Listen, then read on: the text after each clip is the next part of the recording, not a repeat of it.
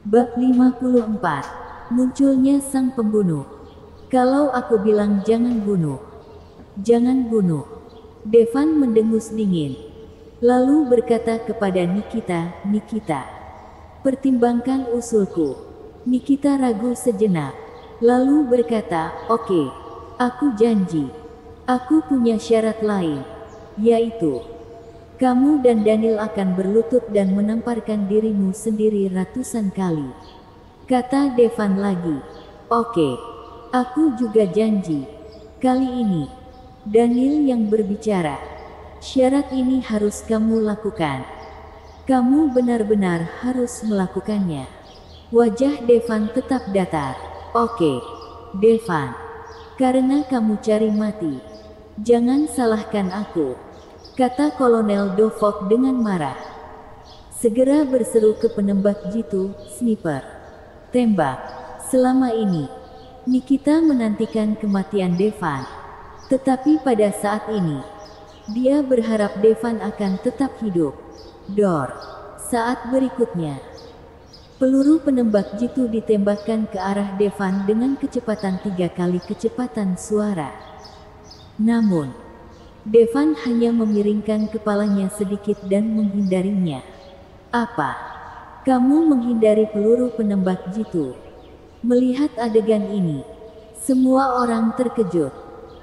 Sebenarnya peluru penembak jitu punya kecepatan beberapa kali kecepatan suara dan penembak jitu itu berjarak 500 meter dari Devan.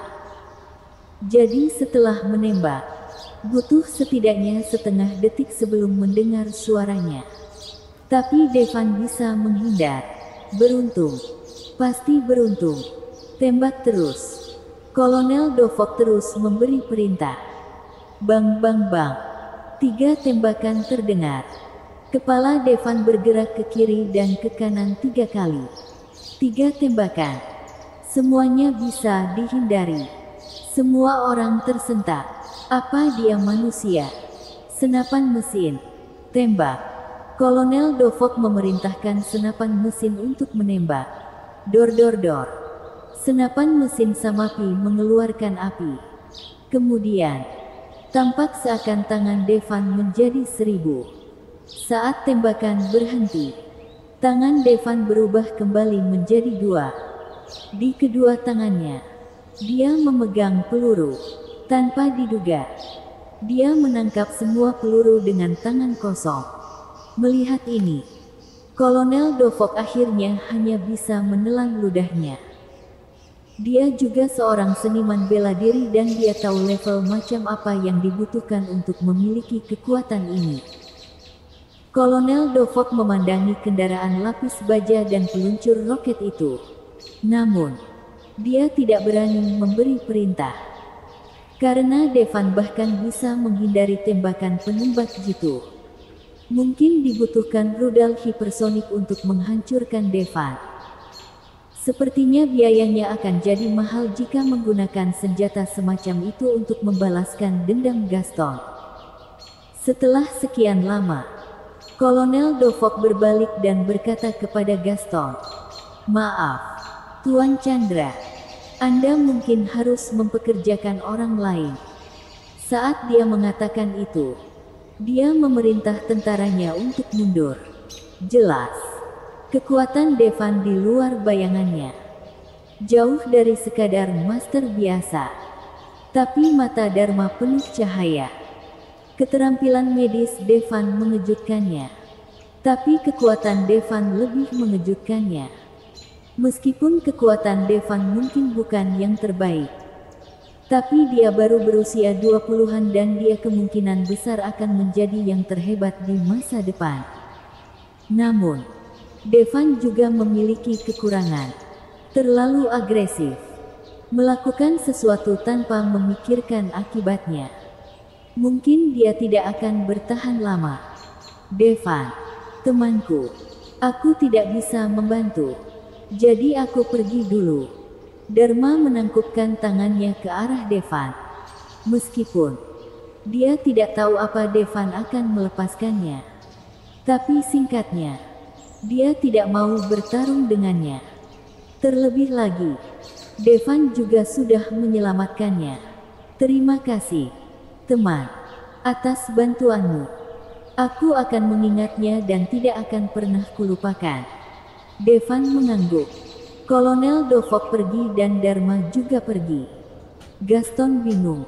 Bagaimanapun, dia sudah tua dan dia bukan lagi jenderal aktif yang bisa mengerahkan ribuan pasukan. Devan, aku tidak bisa membunuhmu.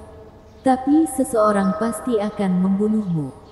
Tunggu dan lihat saja. Pada akhirnya, Gaston juga pergi. Dia baru saja mendapat kabar bahwa banyak pembunuh telah pergi ke Doujin. Hanya untuk membunuh Devan. Bahkan jika Devan selamat di tangan para pembunuh ini, Paduka Dewa Perang tidak akan membiarkan Devan hidup. Sisanya yang ada adalah Nikita dan Daniel. Devan, aku tidak menyangka bahkan Kolonel Dovok tidak bisa melakukan apapun padamu. Aku benar-benar tidak tahu.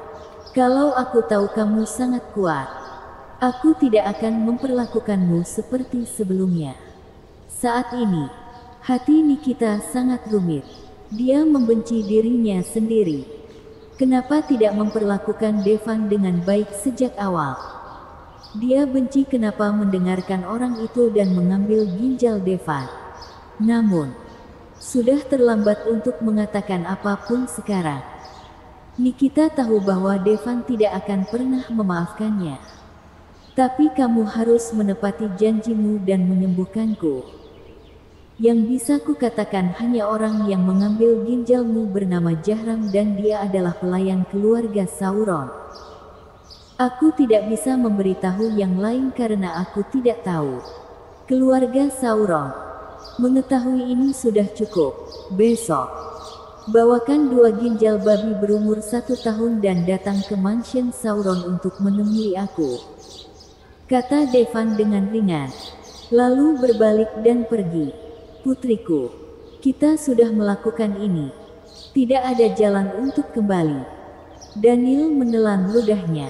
Ayah, aku pernah memilih antara keluarga Sauron dan Devan. Tapi kali ini, aku memilih Devan. Nikita mengertakkan giginya. Sebelumnya, Nikita tidak pernah menganggap Devan. Dia merasa kalau Devan hanyalah orang biasa. Bahkan jika dia menyumbangkan ginjalnya, dia masih tidak layak. Oleh karena itu, dia menolak Devan untuk menyentuh tubuhnya. Setelah menikah, keduanya juga tidur di kamar terpisah.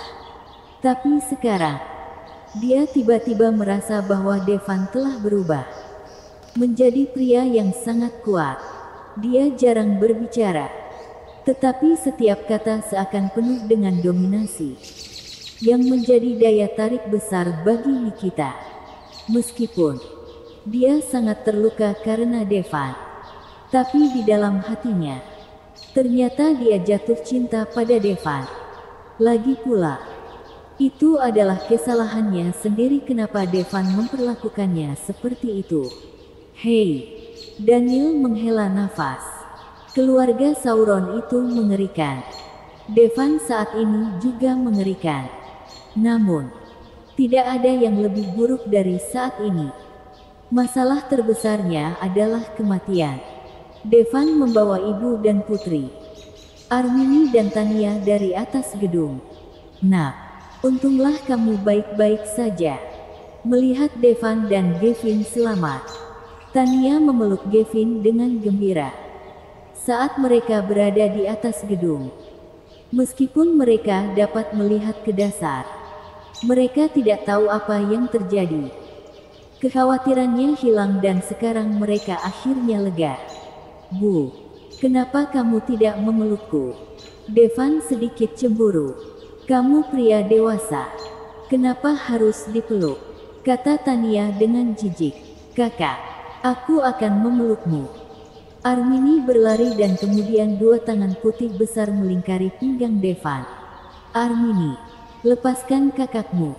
Kamu bukan anak-anak lagi. Perhatikan sikap sedikit, tegur Tania. Kan bukan ciuman. Armini cemberut.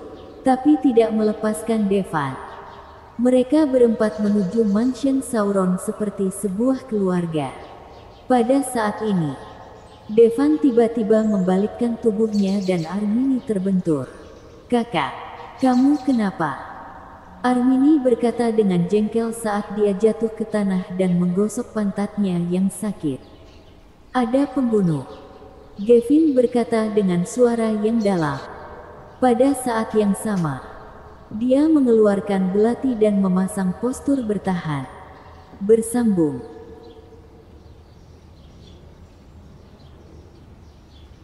Bab 55. Lencana Titah Malaikat. Di tanah di belakang Devan, tertancap 3 anak panah. Semuanya tertanam ke lantai beton. Devan mendengus pelan, keluarkan beberapa jarum perak, dijentikkan ke satu arah. Puf-puf. Terdengar beberapa teriakan dan orang jatuh. Devan tahu, itu pasti orang-orang dari Paduka Dewa Perang yang tiba. Tapi dia ingin membunuhnya, dia ingin melihat apa dia punya kekuatan itu. Orang-orang kecil ini, sama sekali bukan ancaman baginya. Paduka Dewa Perang datang sendiri sudah cukup. Devan menemukan beberapa pembunuh yang dia bunuh, dia memeriksanya. Mereka semua punya dahi yang ditusuk dengan jarum perak. Orang-orang ini, tidak cukup kuat. Mereka cuma umpan. Sepertinya, kekuatan utama yang sebenarnya belum datang. Dia masuk ke sebuah mobil taksi. Lalu, mobil itu berjalan. Tapi, saat melewati jembatan, terlihat kilasan kegilaan di mata pengemudi. Kemudian, dia mengendarai mobil keluar dari jembatan. Melihatnya, Devan menatap muram dan langsung merobek sabuk pengaman pengemudi, kemudian melemparnya keluar dari jendela mobil. "Ah!" Pria itu berteriak dan berguling di tanah. Saat berikutnya, dia ditabrak truk. Dan mobil Devan hampir menabrak pagar pembatas. Tapi, Devan sudah melompat ke kursi kemudi dan mobil taksi itu berputar. Bagian belakang mobil menyapu pagar pembatas. Devan mengendarai mobil sewaan, dia bersiap untuk mengemudi sendiri. Tiba-tiba, dia melihat 2 mobil sport mengejarnya. Sebuah Ferrari dan Porsche 911. Mereka datang dan langsung menabrak mobil taksi itu. Kedua mobil itu hampir membalikkan mobil taksi itu. Untung Devan bisa tetap memijak jalan dan menjaga mobil tetap stabil. "Kencangkan sabuk pengamanmu," kata Devan, kemudian dia mulai ngebut. Keterampilan mengemudi Devan sangat bagus. Dia mengendarai melalui lalu lintas. Cara mengemudinya tampak mendebarkan, dia selalu bisa melewati celah. Tapi 2 mobil di belakangnya adalah supercar. Performanya sama sekali tidak sebanding dengan 2 mobil taksi Ayla. Sangat sulit untuk menyingkirkan kedua mobil itu. Tapi bagaimanapun juga ini adalah jalan kota. Di sini banyak mobil. Meski performa kedua mobil tersebut sangat tangguh, tapi juga sering dikalahkan oleh Devan. Orang-orang yang melihat tertegun. Mobil Ayla mengungguli 2 supercar. "Gavin, kamu yang menyetir. Aku akan membunuh mereka," kata Devan kepada Gavin. Gavin langsung melangkah dari kursi belakang ke penumpang depan. Kemudian, bertukar tempat dengan Devan. Ayla adalah mobil kecil, ruang di dalam mobil sangat kecil. Devan dan Gavin sama-sama tinggi. Karena itu, saat bertukar tubuh pasti terhimpit. Terutama saat ada jalan berlubang. Gavin duduk tepat di atas Devan. Tapi dia dengan cepat berada kursi pengemudi. Setelah Gavin menyalip mobil, Devan langsung pindah dari kursi penumpang ke atap Ayla. Dia menatap dingin ke arah pengemudi 2 supercar. Lalu, dia mengeluarkan 2 jarum perak. Wosh! Jarum perak menembus udara. Menembus kaca mobil sport, kemudian ke dahi pengemudi. Kedua supercar itu seketika lepas kendali, menghancurkan pagar dan ke arah sungai Doujin. Devan kembali ke kursi kemudi. Meski dia tidak takut pada para pembunuh ini, tapi mereka ada di mana-mana. Benar-benar merepotkan. Dan dia tidak takut akan pembunuhan. Bagi Tania, Armini cuma orang biasa. Dia tidak bisa tinggal di sisi mereka selamanya. Sepertinya, ini saat yang tepat untuk memanggil sedikit bantuan. Dia mengeluarkan lencana titah malaikat dari kantong Heaven Earth. Lencana titah malaikat, ada nomor telepon di atasnya. Cuma pemilik lencana titah malaikat yang tahu. Devan menelepon nomor itu. Di kastil besar, sesosok yang cantik dan menakjubkan sedang berbaring menyamping di tempat tidur mewah selebar 2 meter. Seluruh bagian rumah itu megah, bahkan tempat tidur. Itu semua terlihat seperti terbuat dari emas. Tinggi sosok itu 1,8 meter, lekukan tubuhnya luar biasa. Terutama, di punggungnya, dia memiliki sepasang sayap putih. Dia memakai mahkota dan tidak bernapas, seperti Ratu Dewa Dewi. Dia menutup matanya dan bermeditasi. Dua pelayan yang sama-sama hebat dengan sayap, memijit kakinya dan bahunya. Wajahnya terlihat malas dan bosan. Kring-kring. Tiba-tiba, telepon di meja samping tempat tidur berdering. Mendengar panggilan telepon, Ratu Malaikat tiba-tiba membuka matanya. Matanya biru dan jernih seperti lautan. Ekspresinya menjadi sedikit bersemangat, tapi penuh martabat. Dengan lembut, dia mengangkat telepon. "Hambamu, Serafim, bertanya pada Tuan. Apa perintahmu?" Ratu Malaikat berkata ke telepon dengan penuh hormat. "Apa ini Ratu Malaikat? Aku dalam masalah. Kirim beberapa orang untuk membantuku." "Kirim orang yang kuat," ucap Devan. "Dari suaramu, sepertinya kamu bukan tuanku." "Ya." Serafim sedikit bingung. Dia memberikannya lencana titah malaikat itu kepada orang tua, bukan anak nakal. "Sekarang, aku tuanmu. Kamu cukup menjalankan perintahku," kata Devan. "Ya, Tuan. Serafim akan segera mengirim orang," jawab Ratu Malaikat dengan hormat. "Kalau para organisasi besar mengetahui ini, pasti akan sangat terkejut." Serafim adalah overlord di barat, beraninya dia bicara seperti itu. "Apa-apaan? Aku akan memberikan alamatnya sebentar lagi, cari saja orang bernama Devan Amor," kata Devan dan menutup telepon. Ini pertama kalinya dia menggunakan lencana titah malaikat, dia tidak tahu apa itu bekerja sebaik yang gurunya katakan. 3.000 malaikat cantik, di bawah perintahnya. "Lakukan perintahku, malaikat penjaga Ivana, malaikat Vania. Segera ke alamat ini dan cari pria bernama Devan." Ratu Malaikat memberi perintah. "Baik, Ratu Malaikat." Dua malaikat setinggi sekitar 1,7 meter berlutut di depan Ratu Malaikat. Setelah kedua malaikat itu pergi, Ratu Malaikat menggeliat dengan malas. "Bosan. Apa aku pergi main juga?" "Ya." Pada saat yang sama, di jembatan gantung, berdiri seorang pria dan wanita. Pria dengan pakaian hitam dan wanita dengan gaun putih dengan topi runcing di kepalanya. Ini seperti dua malaikat maut di TV. Wanita itu bersandar di dada pria itu dan berkata dengan menawan, "Kak, sepertinya orang itu boleh juga." "Iya, sayang sekali bertemu kita berdua. Sungguh kasihan." Lalu, keduanya melompat dari tali baja jembatan. Bang-bang. Dua lubang kecil langsung muncul di lantai beton. "Anjir, cari mati."